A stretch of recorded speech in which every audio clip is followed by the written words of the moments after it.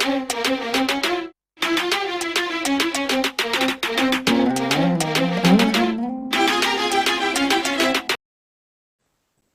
रहा है ना तू, रो रहा हूं मैं। ये एक ऐसा गीत था जिस पे पूरा हिंदुस्तान झूम रहा था। एक वक्त था जब हिंदुस्तान का हर हिंदी भाषी इस गाने के साथ हर सड़क सड़क पे घूमा करता था, गाया करता था, गुनगुनाया करता था। और जिनका खास करके दिल टूटा हुआ था वो तो इसे बार बार गाते थे, बार बार, हर बार, अनेकों बार गाते थे। और उसी गाने को शब्द देने वाले महान संगीत वादक, गायक, अभी हाल में ही सर ने रंगरेज का जो गाना गाया है यूट्यूब पे काफी प्रचलित हुई है। और सर और भी गाना गाते जा रहे हैं। तो मैं चाहूंगा कि संदीप सर स्टेज पे आए, अपनी विचार रखें और दो परिचय अपने शब्दों में अपने बारे में बताएं, प्लीज सर। मैं सुन रहा था, बड़ा इंटरेस्टिंग चर्चा हो रही है, बहुत मजेदार। मेरा परिचय तो यही है कि मेरा जन्म उत्तर प्रदेश में हुआ, कानपुर ननिहाल है हमारी। इलाहाबाद, लखनऊ, बनारस, मुरादाबाद, मेरठ, मुजफ्फरनगर, बिजनौर, इन सारे शहरों में मेरी लिखाई पढ़ाई हुई। और उसके बाद जो है मैं वहां से दिल्ली में 3 साल था, पत्रकार और वकील था, जूनियर लॉयर। उसके बाद मैं मुंबई आ गया। तो मेरे अंदर तो एक से लोग यूपी में वालों को मुंबई में भैया कहते हैं, क्योंकि हम लोग भैया कह के बोलते हैं, तो वहां पर एक उनका प्रतीक शब्द बना हुआ है भैया। तो बेसिकली मैं एक भैया हूँ, अगर ऐसे कहेंगे। मातृभाषा मेरी बांग्ला है, मैं बंगाली ब्राह्मण हूँ, लेकिन मैं तो कवि हूँ और पैदा हुआ उत्तर प्रदेश। और उसकी भी 8-9 शहरों में रहा, और अलग अलग तरह के शहरों में, छोटे शहरों में, कस्बों में, और जो बड़े शहर है लखनऊ, कानपुर, इलाहाबाद जैसे, वहां भी रहा हूँ। तो मेरी पूरी जो है, और उसके अलावा मैं लगभग उत्तर प्रदेश के हर जिले में गया हूँ। उधर सुदूर देवरिया, कप्तानगंज, एकदम नेपाल बॉर्डर से, फिर गोरखपुर से बस्ती, गोंडा, बलरामपुर से शुरू करके फिर इधर उन्नाव, सब मेरे कहीं ना कहीं मेरे जो कॉलेज के दोस्त थे, वहां जा जाके मैं रहता था। गांव में अवधि में आज भी अच्छी खासी बोल लेता हूँ, मतलब भूला नहीं हूँ मैं। 20 साल हो गए मुझे मुंबई में, तो मैं अवधि बोल लेता हूँ। तो सबसे पहले मैं, क्योंकि जब ये नीता जी बोल रही थी तो मैं बड़ा से रिलेट कर पा रहा था। लेकिन मैं बहुत आज इस चर्चा को बहुत अलग तरीके से मैं अपनी तरफ से जो कह पाऊंगा, जितना मुझे समय और जितना मेरे इस वक्त ध्यान में आएगा बताऊंगा, क्योंकि ये विषय बहुत वृहद है। तो इस तरीके से मेरा मेरा परिचय ये है कि मैं इस तरीके से मैं पढ़ा हूं। और मातृभाषा मेरी बांग्ला थी, तो बंगाली लोगों के घर में जैसा होता कि एकेडमिक पढ़ाई के साथ साथ थोड़ा अगर आप फाइन आर्ट्स पर ध्यान देते हैं, मेरे समय पे यानी अर्ली 70s की मैं बात कर रहा हूँ, तो लोग बुरा नहीं मानते थे। और लोगों के थोड़ा डंडा हो जाता था, क्या नचनिया गवैया कर रहा था पढ़ाई का। हमारे थोड़ा सा छूट मिल जाती थी, अगर कोई कविता करता है पढ़ाई के साथ साथ, पढ़ाई तो करनी पड़ेगी, या कोई चित्र बनाता है या कुछ गायन वगैरह करता है, इवन लड़कियों को।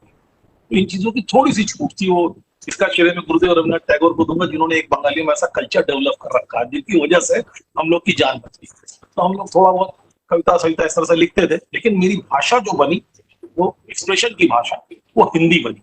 और थोड़ी सी सुनी जाने वाली उर्दू, मैंने जितनी उर्दू मुझे आती है, तमीज है, वो सुन सुन के सीखी। तो इस तरीके से मेरी जो परवरिश हुई है, और उसी का मैं प्रोडक्ट हूँ, उत्तर प्रदेश की जमीन का प्रोडक्ट हूँ, जिसको मैंने दिल्ली में 3 साल बहुत मनीषियों के साथ मुझे उठने बैठने का मौका मिला, थोड़ा सा निखार आया। अब मैं आता हूँ मुंबई में। एक्चुअली मुंबई को दो तरीके से देखने की जरूरत है। एक मुंबई, वो जिसको महाराष्ट्र की राजधानी माना जाता है, लेकिन जब कला, स्पेशली जो फिल्म से रिलेटेड जो बात कर रहा हूँ, उसके परिप्रेक्ष्य में जब मुंबई आती है, तो मुंबई पूरे भारत का उसमें एक मिनी इंडिया रहता है। मुंबई एक ऐसा शहर है जहां पर आपको, अगर आप मराठी नहीं भी है, तो आपको ये महसूस नहीं हो कि आप अपने शहर में नहीं है। खासकर जो हमारी फिल्म फैटर्निटी है, उसका तो इतना मजेदार है कि वहां कोई किसी से ना तो किसी की जाति पूछता है, ना कोई किसी से इतना पूछेगा you are Bengali Bong, Gujarati Gujju, बस इससे ज्यादा बात नहीं चाहिए। यू आर फ्रॉम नॉर्थ, भैया बात खत्म। आगे बात होती है काम की, क्योंकि सबको मिलकर कुछ अचीव करना हो। और हमारी फिल्म इंडस्ट्री में कार्य पद्धति है, वो है collaboration of talent. Individual talent की अपनी एक वैल्यू होती है, लेकिन वो सब कई सारे टैलेंट मिलके एक प्रोडक्ट बनाते हैं। जब एक फिल्म बनती है, उसमें सैकड़ों लोग काम करते हैं, जो उसके मुख्य कार्य करने वाले लोग हैं, उसमें भी बहुत सारे टैलेंट्स का कोलाबोरेशन। तो उसके लिए फिर हम सब एक हो जाते हैं, तो वो यूनिफाइड इंडिया बन जाता है क्रिएटिव प्रोसेस के रूप में। तो जैसे भारत की टीम होती है, कोई खिलाड़ी बम्बई से आया, कोई साउथ से आया, लेकिन जब हम खेलते हैं तो इंडियन टीम कहलाती है। शाखा के रूप में जरूर वो मुंबई में स्थित है, लेकिन उसका जो फंक्शन है वो बहुत पैन इंडिया है। ये मजेदार बात है। और उसके लिए मैं मुंबई के लोगों को इसलिए धन्यवाद देता हूं कि उन्होंने कभी ये महसूस, जैसे आप साउथ में काम करने जाएंगे तो आपको फर्क समझ में आएगा, वहां पर क्षेत्रीयता का प्रभाव है। आप बंगाल में जाएंगे तो बंगाली, कलकत्ता में भी जाएंगे तो आपको एक महसूस होगा, लेकिन मुंबई में कभी महसूस नहीं होगा, जबकि वहां पर एक पैरेलल मराठी इंडस्ट्री भी एग्जिस्ट करती है।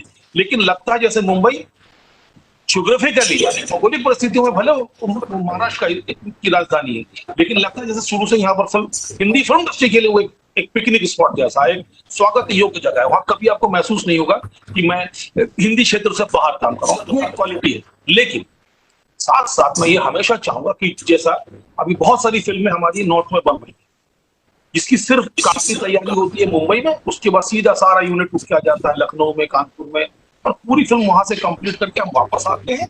सिर्फ पोस्ट प्रोडक्शन जो है, टेक्निकल वर्क, वो हम मुंबई में करते हैं। इवन जब राइटर फिल्म को सोच रहा होता है तो उस वक्त भी वो उत्तर प्रदेश में ही दिमागी तौर पे जा रहा होता है और बाद में रेकी करने के लिए जा रहा होता है। डायरेक्टर भी जाएगा, कैमरामैन भी जाएगा। तो अगर ऐसे में हमको वहीं पर एक संसाधन मिल जाए बहुत सारे, तो हमारे लिए थोड़ी और सुविधा हो जाएगी कि हमको बहुत सारी चीजें वहीं मिल जाएंगी, हर तरह का टेक्निकल सपोर्ट वहां मिल जाएगी, और यूनिट हम बहुत छोटी सी ले जाकर बाकी यूनिट वहां की लोकल यूज कर सकते हैं। एक चीज। उसके बाद लोकल इंफ्रास्ट्रक्चर यानी फिल्म सिटी के रूप में या किसी भी रूप में होने से, फिल्म सिटी एक छोटा शब्द है, बहुत सारी चीज बनानी पड़ती है। उससे क्या फायदा होता है कि बड़ी फिल्म वालों के पास तो बहुत सारे संसाधन होते हैं, पर जो लोग छोटी फिल्में बनाते हैं, छोटा कोई सीरियल बना रहे हैं या ओटीटी प्लेटफॉर्म आ गया है या शॉर्ट फिल्म बना रहे हैं, उनके लिए बड़ी सुविधा हो जाएगी अगर उनको दूसरी जगहों पे भी, मैं तो कहूंगा सिर्फ ना उत्तर प्रदेश में नहीं, मध्य प्रदेश में भी बननी चाहिए इंडस्ट्री, राजस्थान में भी बननी चाहिए फिल्म सिटी, सब जगह होनी चाहिए जो भी बड़े प्रदेश हैं। क्योंकि जो दिक्कत मुंबई से लखनऊ आने की है, वही दिक्कत जो लखनऊ से जोधपुर जाने की भी होगी, तो इसलिए वहां पर भी होनी चाहिए इंडस्ट्री, उससे काम करने की सुविधा मिल जाएगी।